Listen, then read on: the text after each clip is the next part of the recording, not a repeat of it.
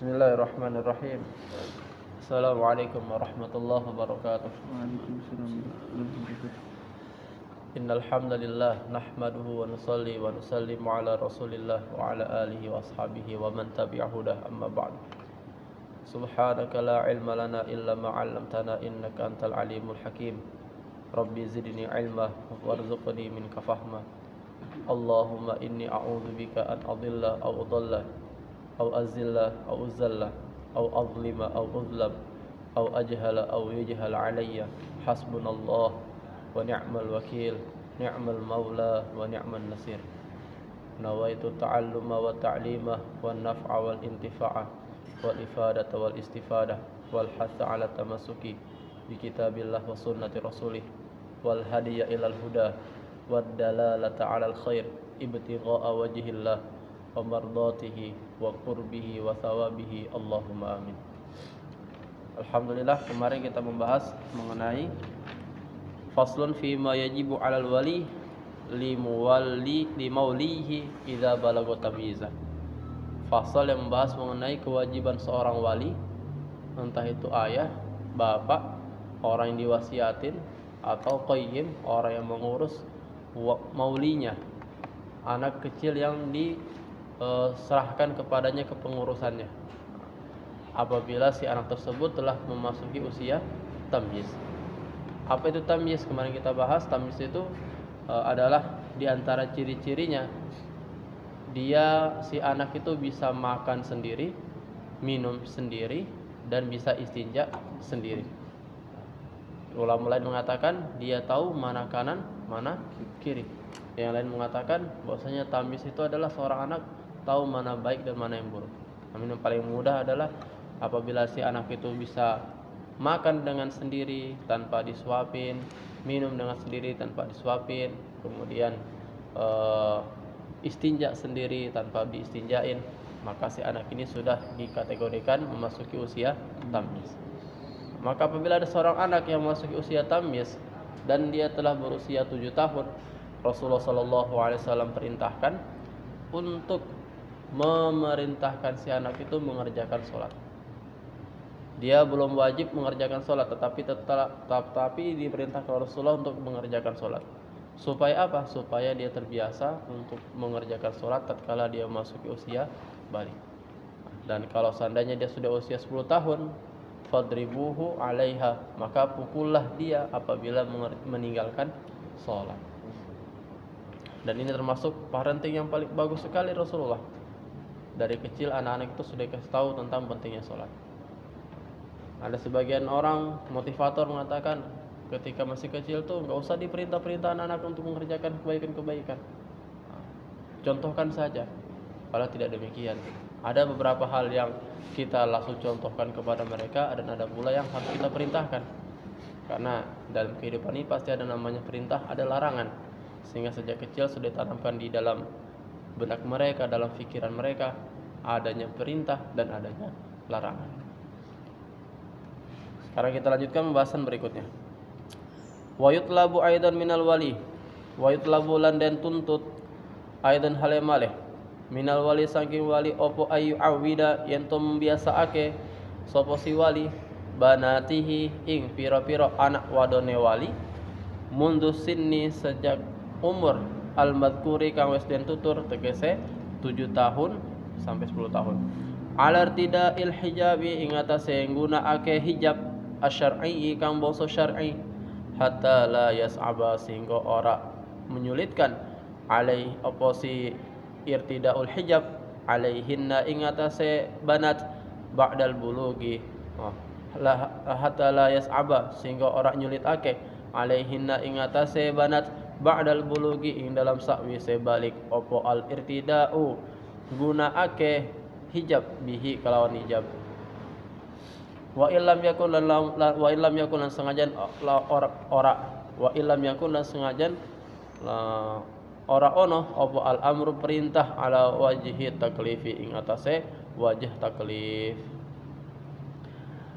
Wa yutlabu aidan minal wali ayu awida banatihi mundu sinil madhkur ala irtidal hijab asyar'i. Dan bukan hanya wali itu memerintahkan si anak mengerjakan sholat ketika usia 7 tahun dan lain-lain, hal-hal yang diwajibkan dalam agama. Tapi juga bagi seorang wali yang memiliki anak-anak perempuan, dia diperintahkan untuk memerintahkan anak-anaknya menggunakan hijab yang syar'i. Hijab yang syar'i, bukan hijab yang tidak syar'i. Maka harus dikasih tahu dulu bagaimana batasan-batasan aurat kepada si anak. Batasan aurat seorang wanita di hadapan laki-laki bukan mahram itu begini. Kalau nggak usah dulu pakai mazhab, ini penting kalau dalam sholat itu selain wajah dan telapak tangan, punggung tangan.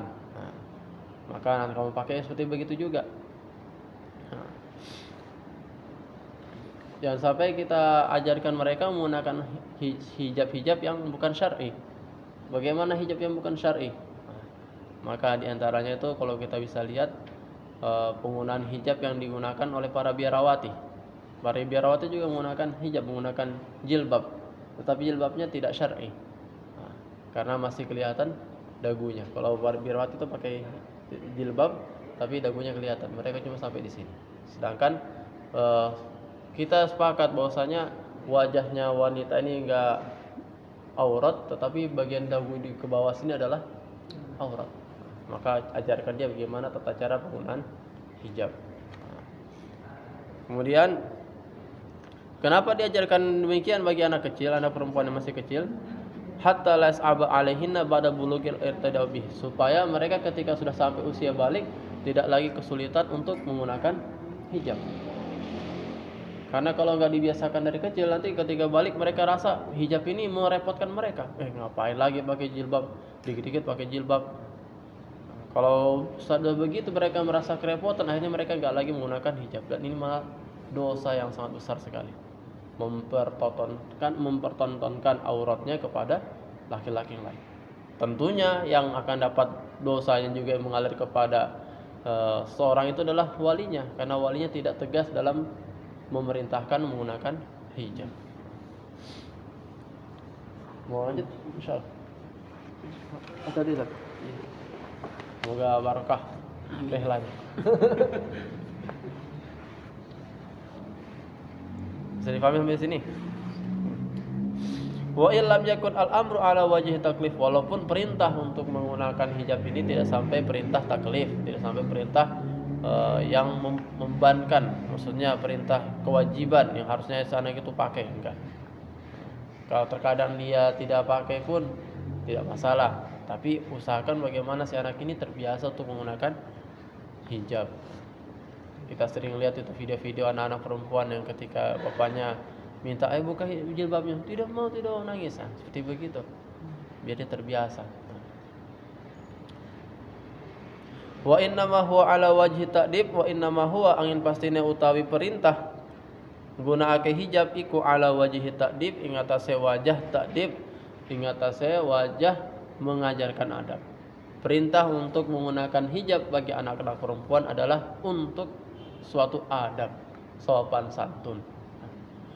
Kiasan karena halahe kias alal amri, ing atase amr perintah bi sholati kelawan salat. Dikiaskan seperti memerintahkan untuk mengerjakan sholat.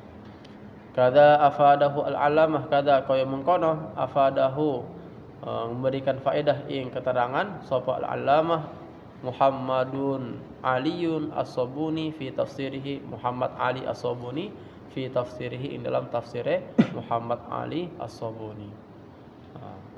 Al-alamah Muhammad Ali As-Sabuni rahimahullah, beliau memberikan keterangan dalam kitab tafsirnya tentang masalah hijab seperti begitu.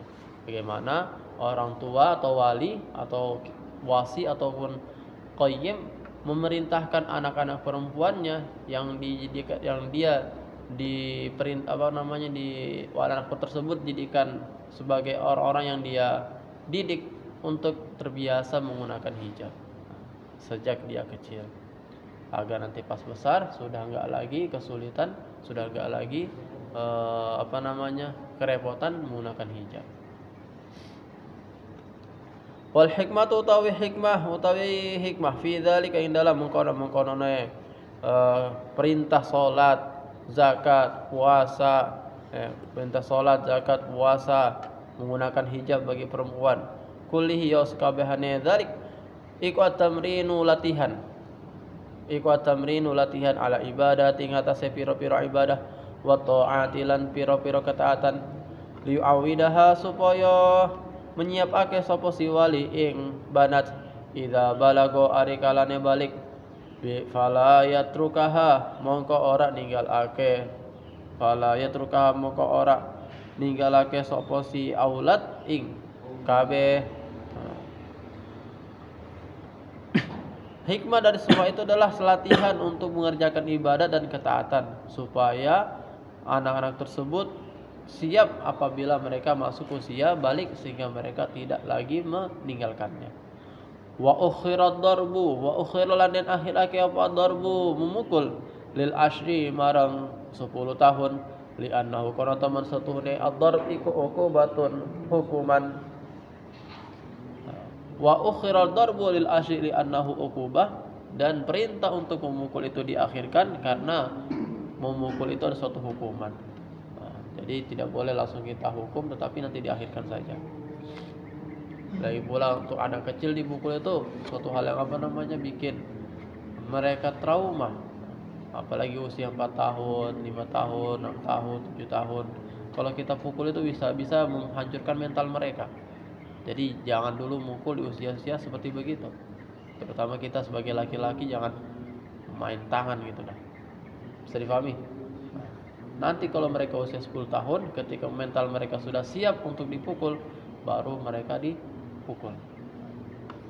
Karena dalam suatu penelitian, ketika seorang tua itu menghardik anak kecil yang usianya belum 10 tahun, maka banyak sekali saraf-saraf otak yang mereka itu yang putus, sehingga akhirnya mereka nggak jadi pintar, malah jadi bodoh, malah jadi ketakutan, jadi fobia segala macam. Wal asyu tawi 10 tahun iku zamanu ihtimalil bulugi, waktu dimungkinkannya bulug bil ihtilami kelawan mimpi basah ma'a kaunihi dalam sertane anane bulug hina idin dalam waktu ma'al kaunihi dalam sertane ihtilam hina idin ma'a kaunihi dalam sertane anane ihtilam bil bulug hina idin dalam mangsane 10 tahun.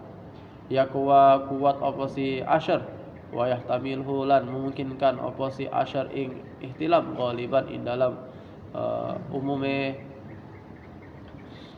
Wal ashru zamanu ihtimalil bulugi, 10 tahun itu adalah waktu dimungkinkannya seseorang mencapai usia balik bil ihtilami dengan mimpi basah. Begitu juga si perempuan usia 9 tahun sudah bisa haid. Kalau laki-laki 9 tahun juga bisa mimpi basah, maka dia dikategorikan sebagai orang yang balik juga. Tetapi usia kebanyakannya itu diumumkannya umur 10 tahun. Umumnya umur 10 tahun. Naam, benar keterangan tersebut. Bahasa membahas al-Azra'i Imam Azra'i fi kinnin dalam mendidik sogirin anak kecil. Fi kinnin dalam budak sogirin kang kecil la yu'rafu kang ora den waruhi apa islamu keislaman kinnin sogir wala kufruhu lan ora din waruh apa kufruhu kekufurane kinun sogir annahu teman sotone kinun sogir iku la yajibu ora wajib apa amruhu merintahake kinun sogir bi salati kelawan salat lihtimali kufrihi krana dimungkinkan kufure kinun sogir wala nahyuhu lan ora wajib melarang kinun sogir anha saking ninggalake salat li adami tahaqquqi kufrihi krana ora nyata kekufurane kinun sogir. Tadi yang dibahas adalah betul-betul maulihi, anak yang dalam hak asuh atau hak kepengasuhan seseorang. Nah, bagaimana kalau kalau budak? Kalau budak yang tidak ditahu siapa tuannya, kinnun sogir, budak yang masih kecil. Maka bagi kinnun sogir Imam Adrai mengatakan beliau telah membahasnya. Kalau kinun sogir itu tidak diketahui keislamannya dan kekufurannya, maka tidak wajib diperintahkan untuk mengerjakan sholat dan tidak juga wajib dilarang untuk meninggalkan sholat, dari meninggalkan sholat. Bisa difahami? Nah, karena mungkin dia ini Islam, mungkin dia ini kufur. Mungkin dia ini Islam, mungkin dia ini kufur, sehingga tidak wajib untuk diperintahkan mengerjakan sholat. Wallahu a'lam. Qala Ibnu Hajar, qala ngendika sinten Ibnu Hajar, Imam Ibnu Hajar, wal aujah utawi pendapat kang lebih kuat, pendapat kang aujah, iku nadbu amrihi, sunnah merintahke kinun sagir biha kelawan salat. Tetapi yang pendapat paling kuat kata Imam Ibnu Hajar adalah disunnahkan untuk memerintahkan kinun sagir tersebut mengerjakan salat. Liya lafaha, supaya dia mencintai salat, menyenangi salat. Ulf, cinta, sayang, kasih sayang. Ba'dal bulugi in dalam salif sebalik. Ai wa in aba tegesel lan sengajan enggan opo al kiasu kias dzalika mengkono ne nadbu amri biha li annahu qarara taman satune kinun sogir iku kafirun wong kafir ihtimalan dimungkinkan, ihtimalan haleh dan mungkinake bukan hal krono, ihtimalan krono dan mungkinake. Bal qala balengan di kausin Asy-Syihabu Ar-Ramli, Imam Ramli fi hawashi syarh raudi, dalam kitab hawashi syarh raud, wajib apa amruhu merintahake kinun sagir biha kelawan salat nazaran karena arahe melihat li zahiril islami marang pertelane Islam. Ibnu Hajar mengatakan pendapat yang aujah adalah disunahkan untuk memerintahkan kinun sagir mengerjakan salat. Bisa difahami? Supaya dia mencintai salat selepas balik. Kalau dia sudah cinta dengan salat, otomatis nanti dia akan masuk ke dalam agama Islam. Walaupun dari segi pengkiasan ini tidak memungkinkan, karena ini masih ada ihtimal, karena dia ini dimungkinkan kafir. Tetapi tetap dianjurkan untuk perintahkan yang mengerjakan sholat. Namun Imam Ar-Ramli, Asy-Syihab Ar-Ramli mengatakan dalam kitab Hawashi Raudnya wajib memerintahkan dia untuk mengerjakan sholat. Bukan disunahkan tetapi wajib. Kenapa? Nazoran li zahir Islam, karena dilihat zahirnya keislaman. Karena setiap orang itu dilahirkan dalam keadaan fitrah. Kullu mauludin yuladu 'alal fitrah. Artinya zahirnya seseorang itu Islam, maka diambillah pendapat tersebut. Kalau menurut Asy-Syihab Ar-Ramli adalah wajib memerintahkan kinun sagir mengerjakan salat, tetapi kalau menurut Ibnu Hajar dia disunahkan. Kenapa bisa mereka beda pendapat? Karena Imam Ibnu Hajar melihat kepada keihtimalnya seseorang sisi anak tersebut dalam keadaan kafir. Kalau sedangkan Imam Ar-Ramli mengatakan melihat daripada zahir Islam yang ada pada diri si anak. Wallahu a'lam. Sampai sini ada pertanyaan? Pembahasan kinun sagir. Kalau irtida tadi batasan. Irtida artinya menggunakan. Al-irtida il-hijabi menggunakan hijab.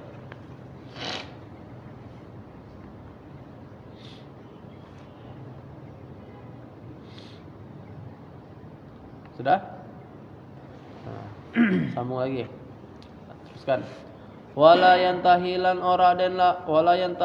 ora berhenti apa wujubu ma kewajibane perkara marro kang wis lewatan apa mah ala man ing atase wong dzikira kang wis den sebut illa bi bulugi sabiyi kejaba sebab balike sabi rasyidan halih dalam keadaan rasyid, pinter, cerdas.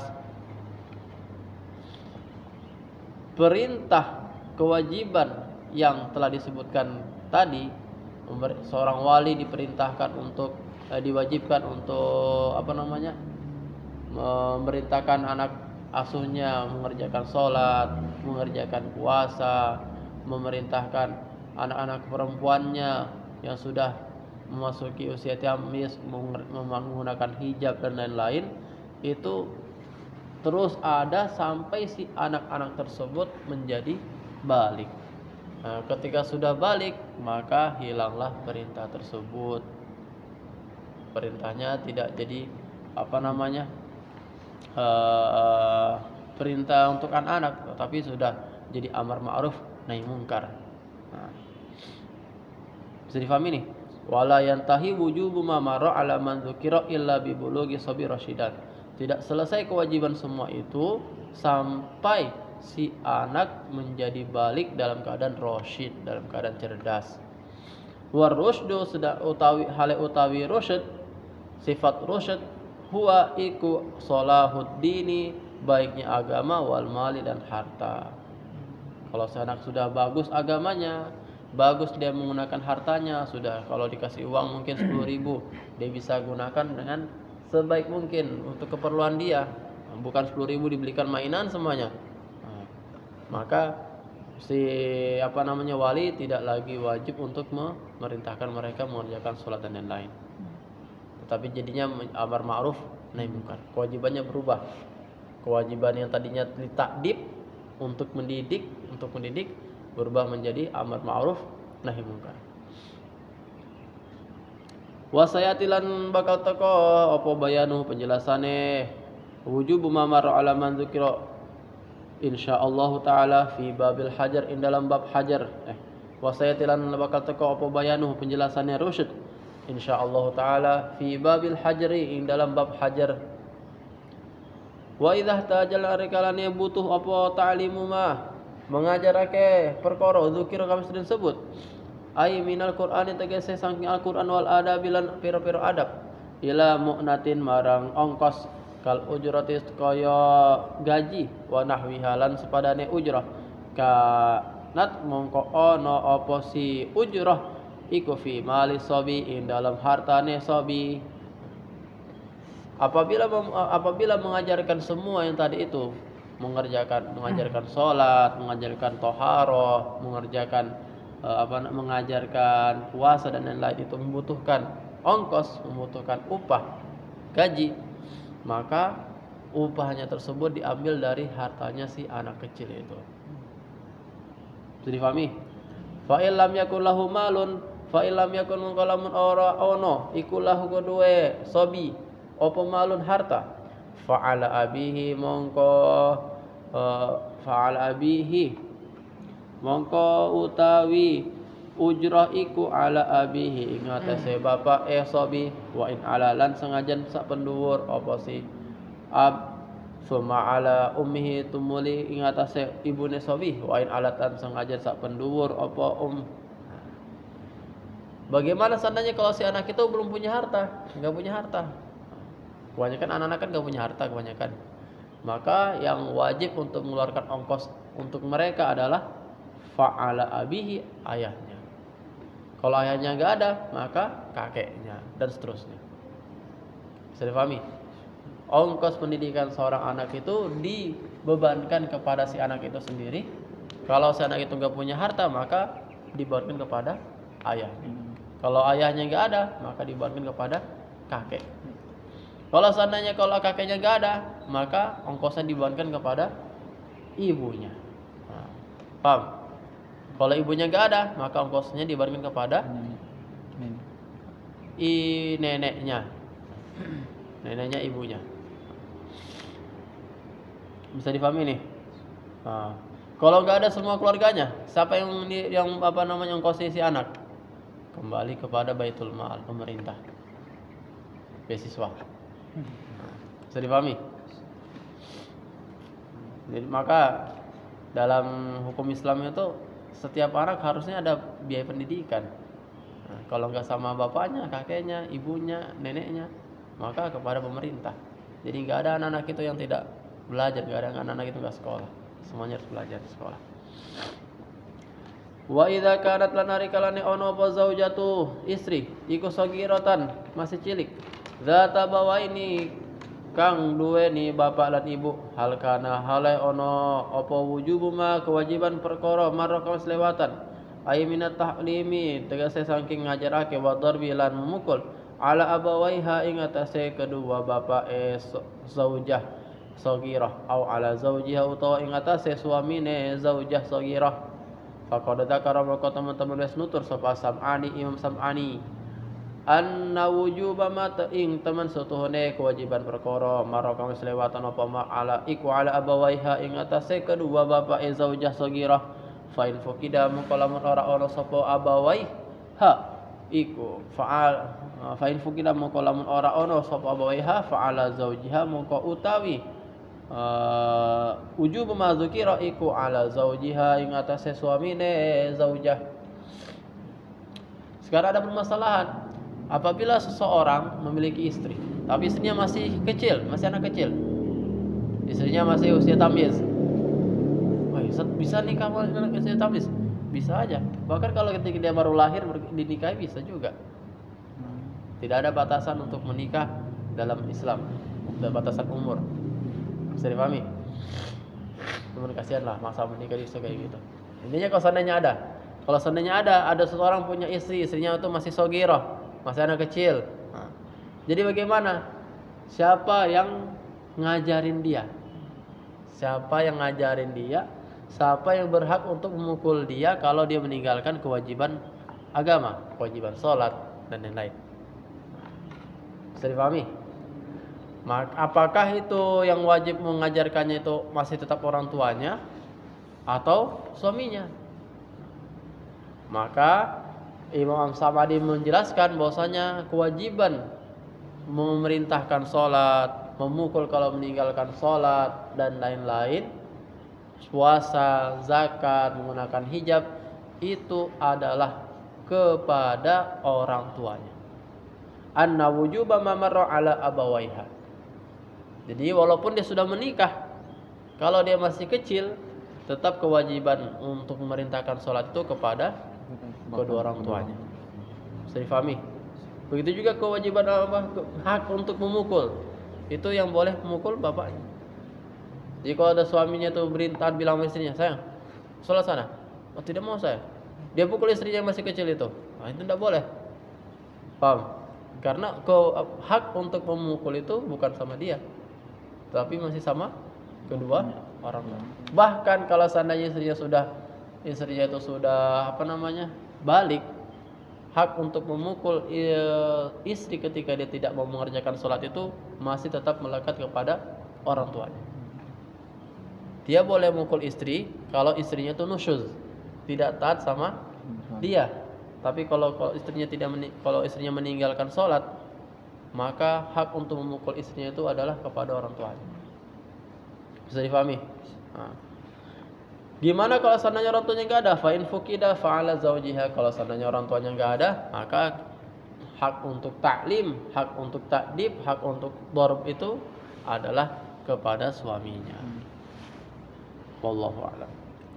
Wa idza kana lan arikalane ono apa wujumba mah kewajibane perkara dzikira kawas den tutur apa simah ala zaujiha iku ala zaujiha ingatase suamine zaujah sagirah fahal yajib muka anu wajib alaihi ngatase zauj apa darbuha mukul zaujah idza tarakat arikalane ninggalake sapa si zaujah as-salata ing salat wa saumalan puasa wa nahwahu malan sepadane salat lan saum min sairil wajibati saking keri-kerine pira-pira kewajiban fihi mongko iku tetep ing dalam hak darb ilah aujuhun utawi pira-pira pendapat. Apabila kewajiban semua tadi itu menjadi kewajiban seorang suaminya itu istri yang masih kecil, suaminya sogirah, maka apakah kewajiban memukul, hak untuk memukul ketika si istri tadi itu meninggalkan sholat, puasa dan lain itu wajib untuk si suami atau tidak? Maka ada beberapa pendapat dalam masalah ini. Yang pertama, yajibu alaihi darbuha, wajib alaihi atas suami apa darbuha, mukul istri. Ini penjelasan tadi saya jelaskan itu. Qalahu ngandika ing ikilah pendapat sapa Ibnu Hajar Wa bihi lan kelawan iki pendapat sarraha jelasake sapa Jamal Islam Ibnul Bizri, Imam Ibnul Bizri, walau fi zaujati lan sengajan ono apa si darab iku fi zaujah ing dalam istri al kabirati kang besar.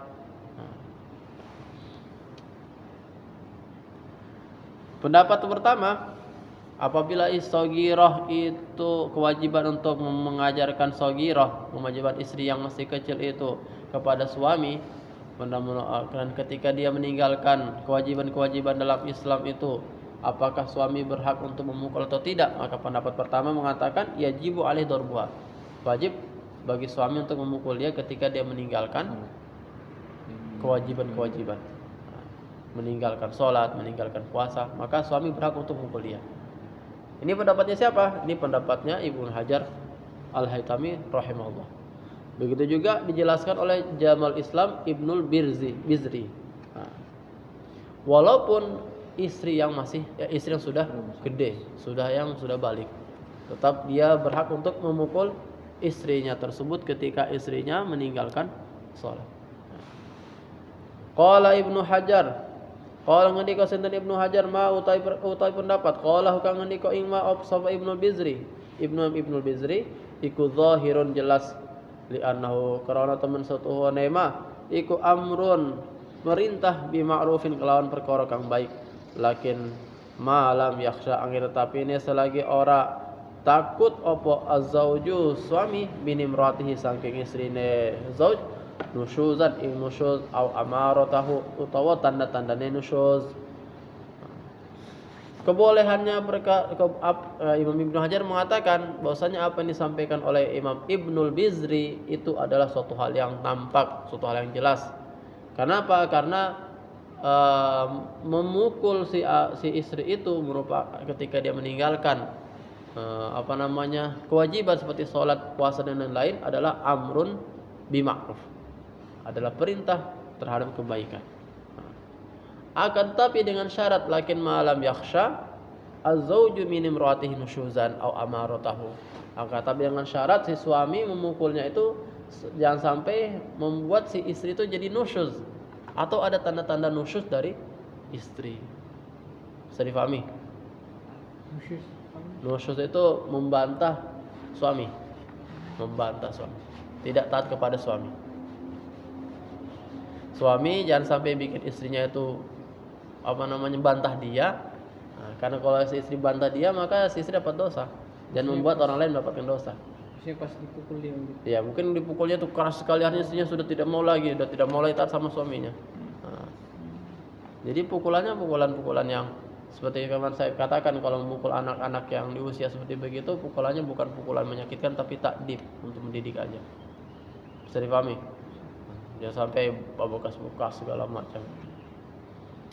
Bi khilafi ma law khasya dzalik, bi khilafi ma lawan nulayani perkara law khasya dzalik lamun takut atau khawatir sapa si zauj ing nusyuz au amaratahu lima karana perkara fi kang iku tetep ing dalem lima karana perkara fi kang ing dalem minad darari saking doror alaihi ngatasi zauj. Kalau seandainya dia mukul tapi dia takut, kalau suami itu takut kalau dia mukul ini maka istrinya itu nusyuz, istrinya itu malah menentang dia, membangkang kepada dia, maka tidak wajib bagi dia untuk memukul istrinya, cukup memerintahkan saja. Bisa dipahami? Karena doror ketika istri nusyuz itu besar sekali, bisa-bisa nanti istri itu jatuh talak kah atau segala macam. Ketika istri itu nusyuz sama suaminya maka malaikat mendoakan laknat kepada istri dan lain-lain. Kasihan dia, gara-gara kita dia malah jadi dapat dosa. Ada kita kan laki-laki ini suka main-main sama istri kita. Ini istri kita tuh jadi jengkel sama kita. Ketika dia jengkel dia nusyuz sama kita. Itu bahaya. Astagfirullah. Pendapat yang kedua, yundabu lahu darbuha mutlaqan. Yundabu anjurkan dinadab disunahkan lahu kanggo suami apa darbuha memukul istri mutlaqan halih mutlak. Ai sawon akhasya tegese padha uga ana to khawatir sapa si zauj nusyudan ing nusyud amla utawa ora. Qala ngendika ing ma ing qaul sapa Az-Zarkashi Imam Zarkashi. Pendapat yang kedua mengatakan bahwasanya disunahkan bagi suami untuk memukul istri secara mutlak, baik si suami itu takut nusyuz ataupun tidak takut nusyuz dari istri. Pendapat kedua ini adalah pendapat yang dipilih, yang disampaikan oleh Imam Az-Zarkashi rahimahullah. Pendapat yang ketiga, yajuzu wenang lahu kanggo si suami apa darbul sagirah, mukul istri yang masih kecil, dunal kabirah, duduk istri yang sudah besar. Qalahu ngendika ing ikalah pendapat sahab Ar-Ramli Imam Ramli wal Abbadi lan Imam Abbadi.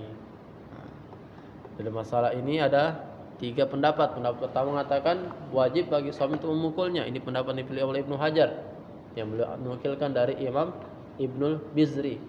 Kemudian di pendapat yang kedua mengatakan disunahkan bagi suami untuk memukulnya. Kalau pendapat pertama tadi diwajibkan, tetapi dilihat kalau khawatir nusyuz maka tidak wajib, kalau tidak khawatir nusyuz maka wajib. Pendapat yang kedua dianjurkan memukul si zaujah sagirah, baik itu si suami khawatir nusyuz ataupun tidak. Pendapat yang ketiga adalah boleh, bukan wajib, bukan disunahkan, tetapi boleh bagi suami untuk memukul sagirah, tetapi bukan kabirah. Paham? Memukul istri yang masih kecil tapi tidak istri yang sudah besar. Qalahu Ramli, dan ini pendapat ini difatwakan oleh Imam Ramli dan Imam Al-Bukhari. Dan ini yang pernah saya baca di buku Masail, pakai pendapatnya Imam Ramli ini. Jadi bagi seorang suami itu tidak punya hak untuk memukul istrinya yang masih kecil. Paham? Apalagi yang sudah besar. Cuma boleh bagi dia, tapi tidak wajib. Wallahu a'lam bishawab. Selesai kan ya? Faidatun utawi iki iku faidah suci. Wa awwal wajibun utawi pertama perkara kang wajib ala aba ing atase bapak. Summa ala man tumuli ing atase wong dzikira kang wis den tutur apa si man sapa si man. Apa ta'limu maulihi ngajarake maulihe lan man al mumayyiz kang mumayyiz ma ing perkara tajibu kang wajib alal mukallaf ing atase mukallaf apa ma'rifatuhu ngumuruhima kayar saha supayane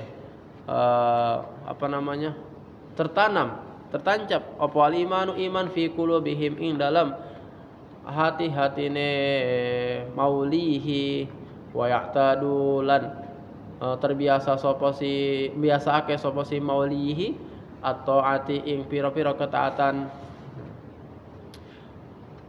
Perkara pertama yang wajib yang harus dikerjakan seorang ayah, seorang wali, seorang wasi, seorang qayyim kepada anak asuhnya yang sudah mumayyiz adalah untuk mengajarkan perkara-perkara yang wajib diketahui oleh orang-orang mukallaf, seperti thaharah dan lain-lain.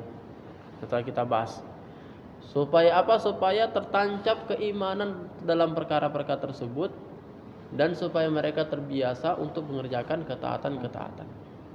Kata'limihim kaya ngajarake aulad ma ing perkara yajib kang wajib apa sima li maulana kanggo tuan kita azza wa jalla, azza maha agung, wa sapa sinten maulana wa jalla lan maha agung, sama azza tu mulia, jalla agung. Wa amalan perkara yastahilu kang mustahil apa sima lahu kanggo Allah, wa amalan perkara ya juzu kang wadang apa sima lahu kanggo Allah. Contohnya adalah perkara yang wajib harus diajarkan kepada anak itu adalah mengajarkan mereka tentang tauhid, tentang Allah. Apa hal-hal yang wajib bagi Allah, sifat-sifat wajib bagi Allah, apa perkara-perkara yang mustahil bagi Allah, dan apa perkara yang boleh bagi Allah. Wa ta'limihim lan ngajarake aulad ma ing perkara wajib kang wajib apa sima fi haqqi rasul ing dalam haqqi para rasul alaihi salatu wassalam. Wa amalan perkara yastahilu kang mustahil apa sima, wa amalan perkara yajuzu kang apa sima, selepas mengajarkan tentang masalah ma'rifatullah, kemudian mengerjakan tentang ma'rifatul rasul. Apa yang wajib bagi rasul, apa yang wajib mustahil bagi rasul, apa yang boleh bagi rasul.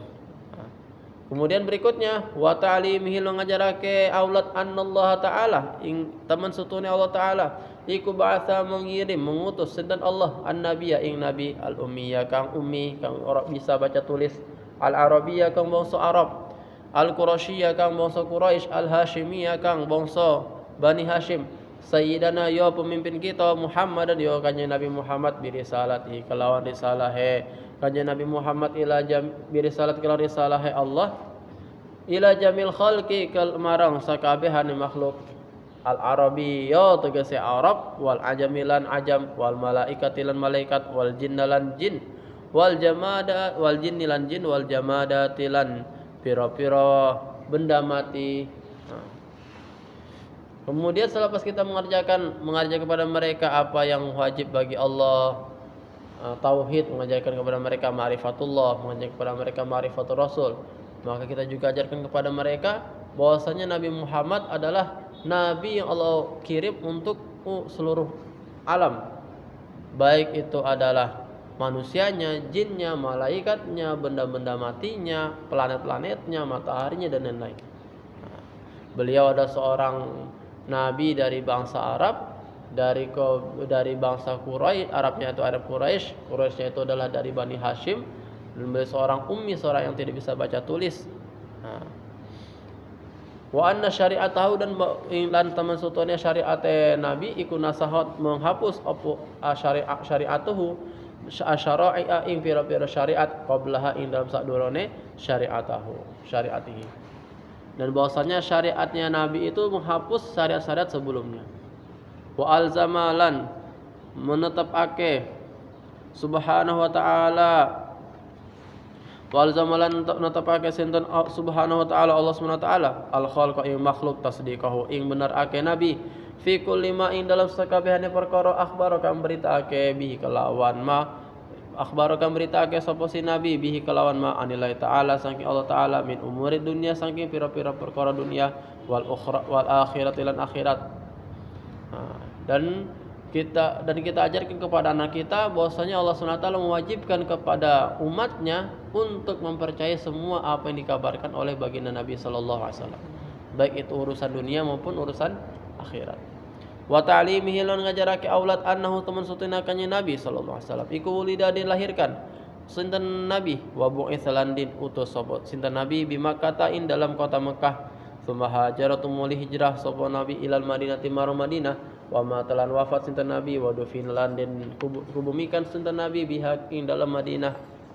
Kemudian kita ajarkan kepada mereka bahwa Nabi sallallahu alaihi wasallam itu dilahirkan dan diutus di Mekah, kemudian tinggal di Madinah dan wafat di sana. Wasti'abu hadhil masaili lan mengajarake wasti'abu hadhil masaili lan keseluruhan ikilah masa permasalahan, maksudnya apa yang diajarkan dalam yang tadi kita baca tadi ini iku fil usuli in dalam ilmu usul, tegese in dalam ilmu tauhid, ilmu akidah. Wa alam lan nuruha sapa sira anna hadhihi ing temen suten ikilah keterangan semuanya iku muqaddamatun lebih didahulukan ala jami'i ma ing atas sekabehane perkara maro kang wis lewatan tegese salat dan lain-lain. Maksudnya gimana? Ketahuilah bahwasanya mengajarkan tauhid itu lebih didahulukan untuk diajarkan kepada anak-anak dibandingkan mengajarkan syariat. Yang pertama, tanamkan tauhidnya dulu, iman yang benar kepada Allah, yakin yang benar kepada Allah. Kemudian baru ajarkan syariat, ajarkan salat dan lain-lain. Wallahu a'lam. Sampai sini ada pertanyaan? Ya dah. Semoga apa yang kita kaji Allah terima. Subhanallah bihamdihi subhanakallahumma wa bihamdika asyhadu an la ilaha illa anta astaghfiruka wa atubu ilaik. Assalamualaikum warahmatullahi wabarakatuh.